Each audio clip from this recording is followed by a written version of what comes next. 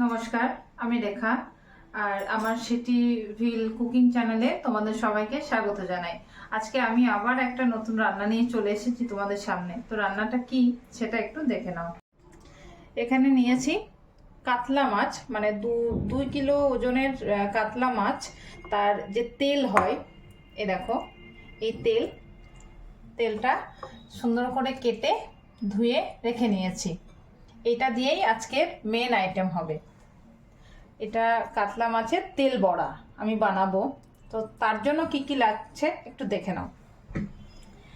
এখানে তেল নিয়েছি, লবণ, চিনি, হলুদ, লঙ্কা গুঁড়ো, জিরে গুঁড়ো, আর এখানে একটু নিয়েছি কালো জিরে, আর এখানে আছে চালের গুঁড়ি আর বেসন। আর এখানটায় রেখেছি পেঁয়াজ কেটে নিয়েছি সুন্দর করে, ধনেপাতা সুন্দর করে কেটে নিয়েছি, রসুন কেটে নিয়েছি, এইভাবে কাটতে হবে রসুন, লঙ্কা কেটে নেওয়া আছে, আর আদা কুচি। চলো এবার আমরা রেসিপিটা শুরু করি বানাতে। তো প্রথমে আমি কি করব, এই যে কেটে নেওয়া আছে এটা একটু চটকে নেব সুন্দর করে, এইভাবে চটকে নেব। তারপর আমি এই পেঁয়াজ দেব। পেঁয়াজ এতটা লাগবে না, আমি কিন্তু এখানে সব কিছু পরিমাণ মতো নিয়েছি।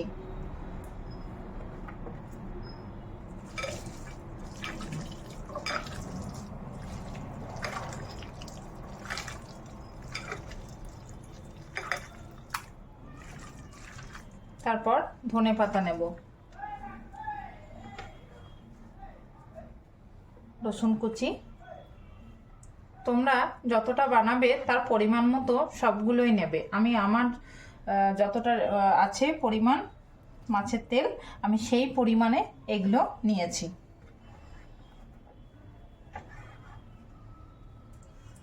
এগুলো সব একসাথে দিয়ে তারপর এটা আমি মাখবো।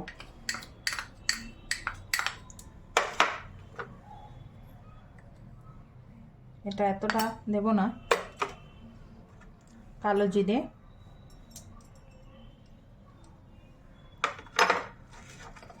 জিরে গুঁড়ো,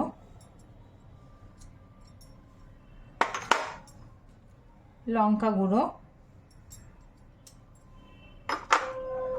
হলুদ গুঁড়ো এতটা পরিমাণ লাগবে না, অল্প দেব, চিনি, আর আছে লবণ। এবার আমি এটাকে সুন্দর করে মেখে নেব।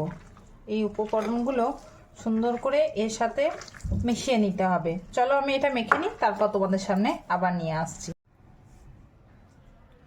আমার এই যে মাখা কমপ্লিট হয়ে গেছে, আর এইটা কিন্তু 5 মিনিট রাখতে হবে। আমি 5 মিনিট এটা রেখে তারপর আবার তোমাদের সামনে এলাম। তো এইভাবে সুন্দর করে মেখে নিয়েছি।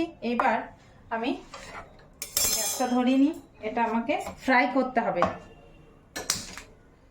আর এই রকম ফ্রাইং প্যানে তোমরা ফ্রাই করলে কিন্তু একসাথে অনেকটাই হয়ে যাবে। আমি এবার তেলটা দিয়ে দিলাম।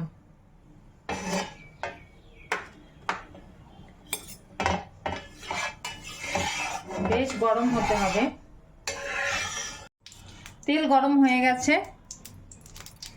এবার আমি এই ছোট ছোট বলের মতো করে এগুলো ভেজে নেব। এখান থেকে দেওয়া শুরু করব, রাউন্ড করে করে সবটা ভেজে নেব।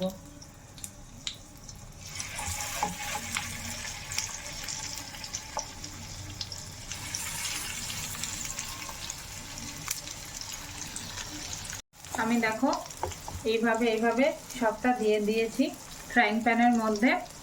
গ্যাস কিন্তু মিডিয়াম রাখবে, কারণ যেহেতু এটা মাছের তেল আছে, তো এটা খুব সুন্দর করে ধীরে ধীরে ভাজতে হবে। তাড়াহুড়ো করলে মাছের যে তেলের গন্ধ সেটা কিন্তু যাবে না, আর খাওয়ার সময় টেস্টটা আলাদা হয়ে যাবে। তো আমি এগুলো সুন্দর করে ভেজে তোমাদের সামনে আসছি। সাইড ভাজা হয়ে গেছে, এবার এইগুলো সব উল্টে অন্য সাইডটা ভেজে নেব। সব উল্টে নিয়েছি। দেখো খুব সুন্দর এই দিকটা ভাজা হয়েছে। এবার গ্যাসটা একদম লোতে দিয়ে অন্য সাইডটা ভেজে নেবে। দেখো ভাজা কিন্তু কমপ্লিট। আমি একটা উল্টে দেখাচ্ছি, দুই সাইডই এই এরকম কড়া করে ভেজে নিতে হবে। এই যে আমার পুরো রেডি। এবার আমি তুলে নেব। এইভাবে সব তুলে নেব।